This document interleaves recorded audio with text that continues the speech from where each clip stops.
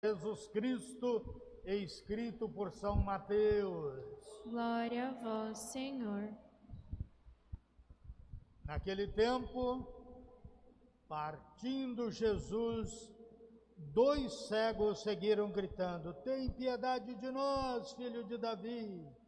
Quando Jesus entrou em casa, os cegos se aproximaram dele. Então Jesus perguntou-lhe: "Vós acreditais que eu posso fazer isso?" E eles responderam: "Sim, Senhor." Então Jesus tocou nos olhos deles, dizendo: "Faça-se conforme a vossa fé." E os olhos deles se abriram.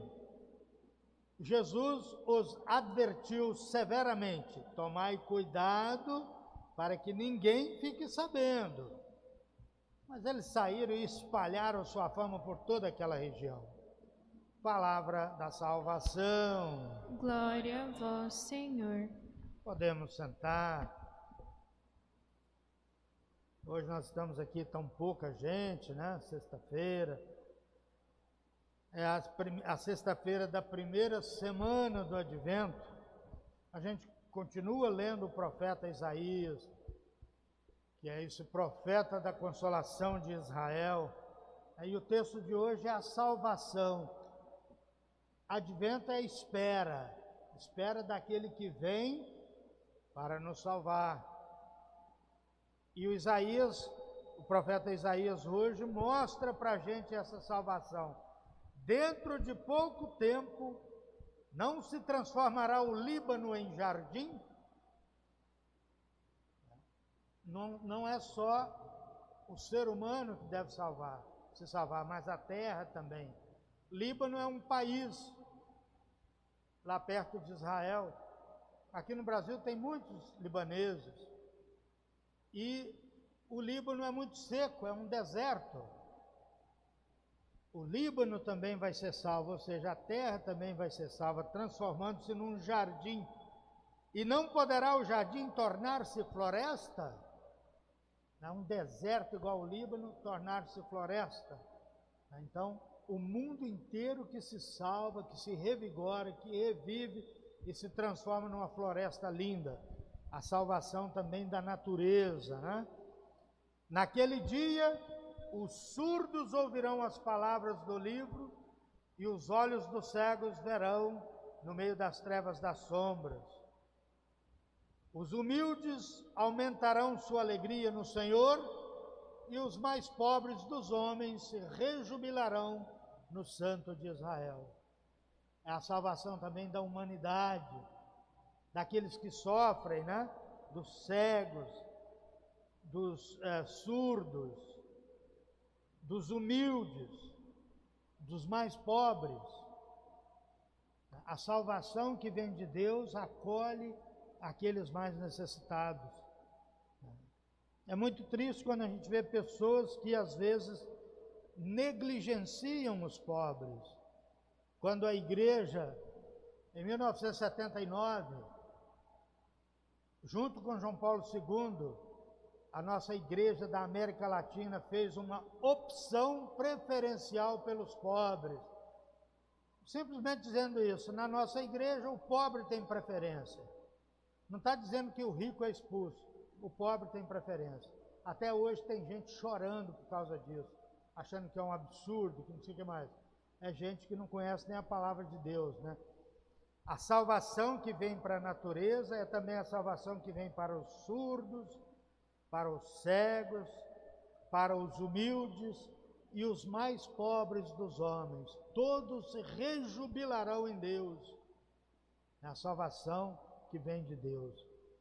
Aí vem o projeto que é contra os pobres.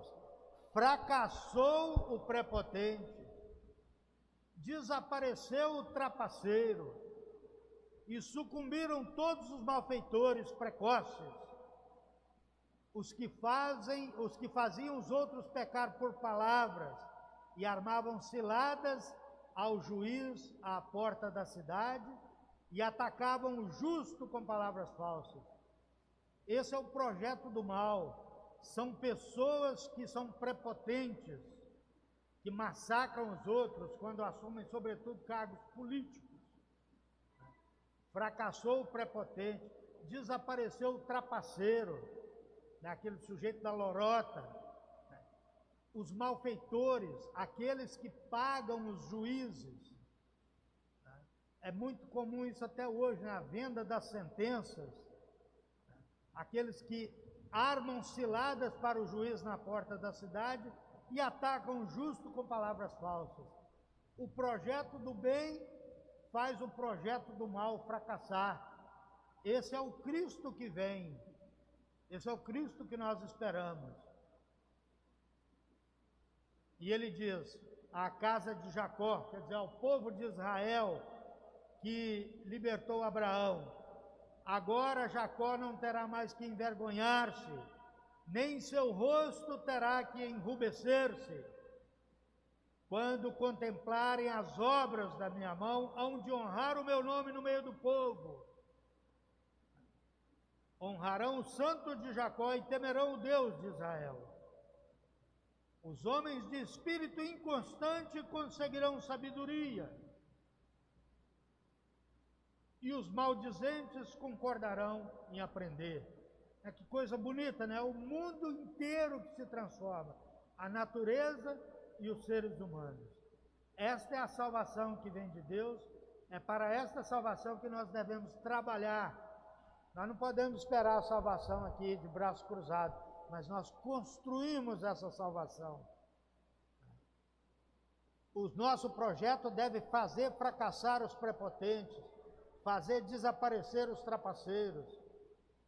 E é muito triste quando a gente vê, por exemplo, você vendendo um voto numa eleição, tipo a eleição passada, para continuar os trapaceiros lá no poder, para continuar os prepotentes lá que humilham os mais humildes, os mais pobres. No projeto de Deus, trapaceiros, prepotentes, malfeitores, armadores de cilada, pessoas que atacam os justos devem perecer, devem fracassar. Né? Devem fracassar. É isso que o profeta está dizendo. Né? E é essa a vida nova que nos enche de esperança. O profeta Isaías falou, em primeiro lugar, de surdos e cegos. O Evangelho vai falar de cegos, né? O nosso Evangelho de hoje. 2 cegos gritando: tem piedade de nós, filho de Davi, o reino de Deus que cura cegueira. A gente pode olhar isso como, objetivamente, como cegueira de fato, né? O sujeito era cego e ficou vendo.